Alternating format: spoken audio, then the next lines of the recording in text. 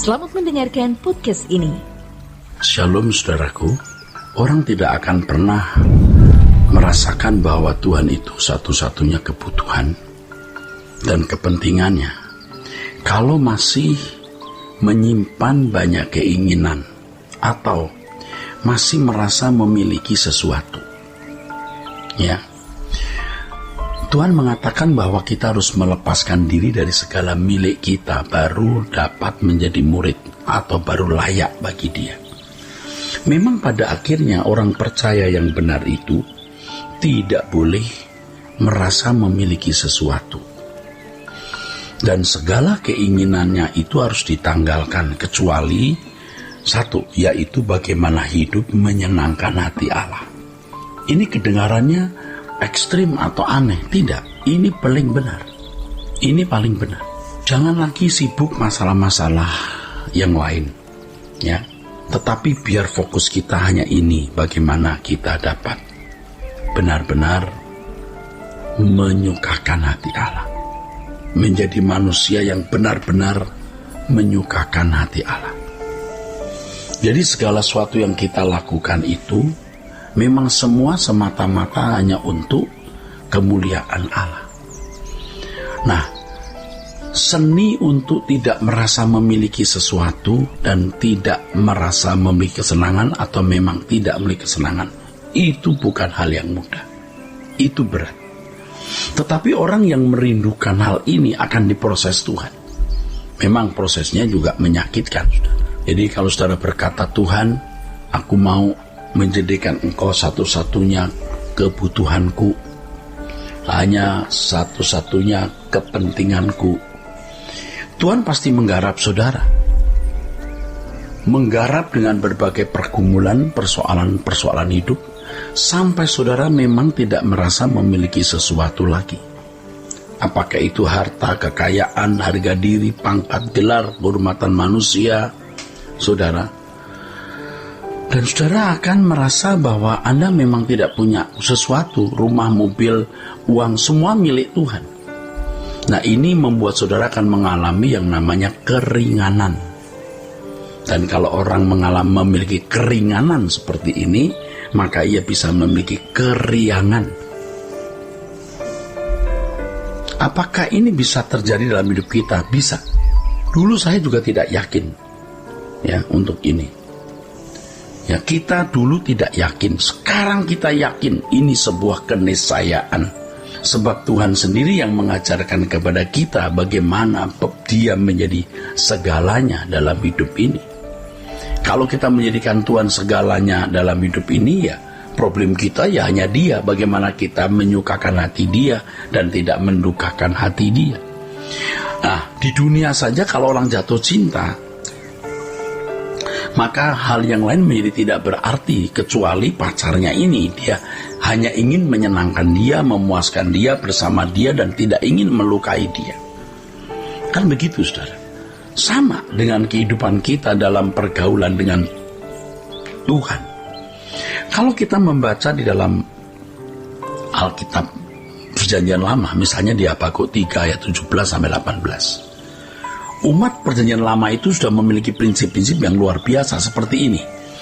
Sekalipun pohon ara tidak berbunga, pohon anggur tidak berbuah, hasil pohon zaitun mengecewakan, sekalipun ladang-ladang tidak menghasilkan bahan makanan, kambing domba terhalau dari kurungan, dan tidak ada lembu sapi dalam kandang. Namun, aku akan bersorak-sorak di dalam Tuhan, beria-ria di dalam Allah yang menyelamatkan aku.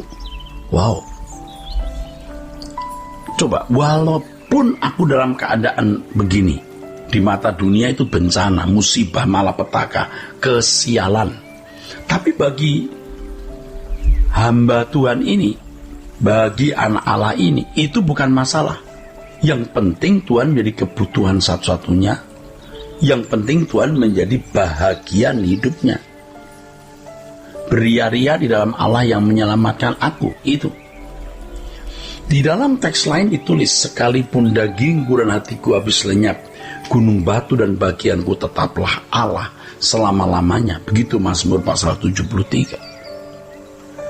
Nah, saudaraku sekalian, kalau orang tuh masih tersinggung, merasa tersisih, merasa dizolimi, itu ada sesuatu yang salah dalam hidupnya. Itu pasti ada yang salah. Merasa tersinggung, merasa tersisihkan, merasa disingkirkan, merasa dizolimi, ada yang salah dalam hidupnya. Nah, tentu saya juga sudah mengalami hal ini, saudaraku. Sampai sekarang juga tentu masih berjuang untuk hal ini. Tetapi yuk kita bersama-sama mengambil satu keputusan bahwa kita mau hidup sesuai dengan kehendak Allah. Tidak merasa memiliki sesuatu, memang segala sesuatu juga akan kita tinggalkan, ya saudaraku.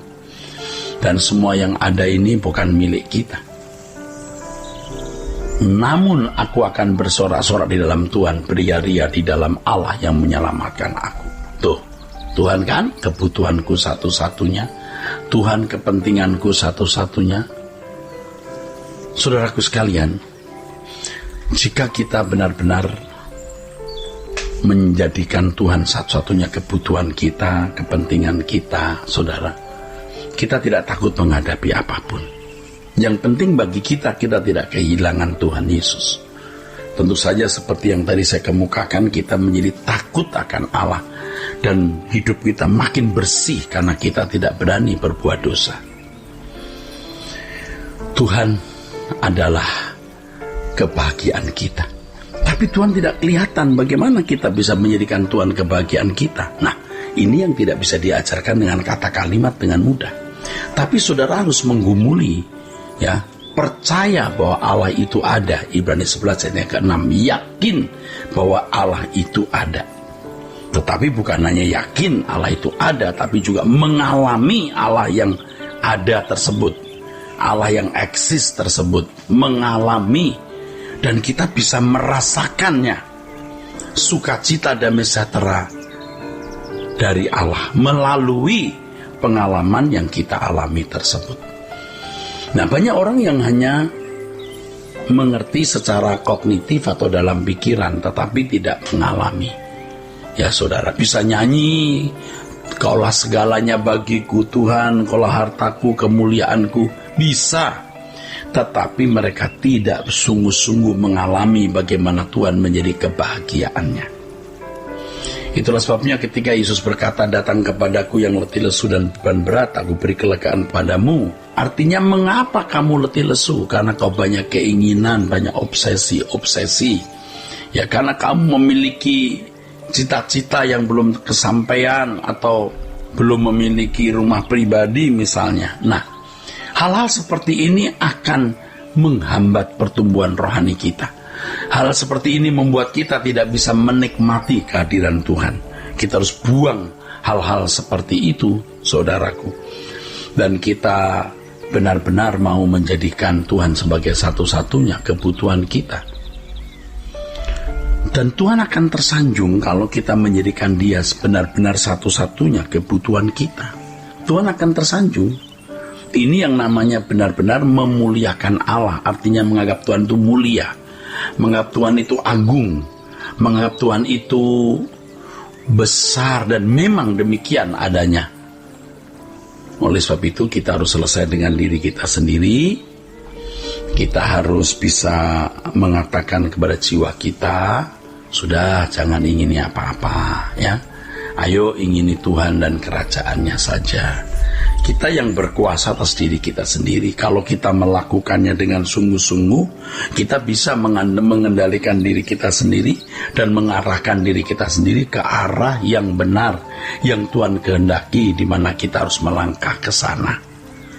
Jangan sampai saudara terlambat ya menjadikan Tuhan itu sebagai kebahagiaan saudara. Kenapa? Kalau Anda terlambat, Anda tidak akan pernah mengalami sampai selama-lamanya. Kalau saudara tidak bisa mulai sekarang menikmati Tuhan selamanya, Anda akan kehilangan Tuhan. Sola Gracia.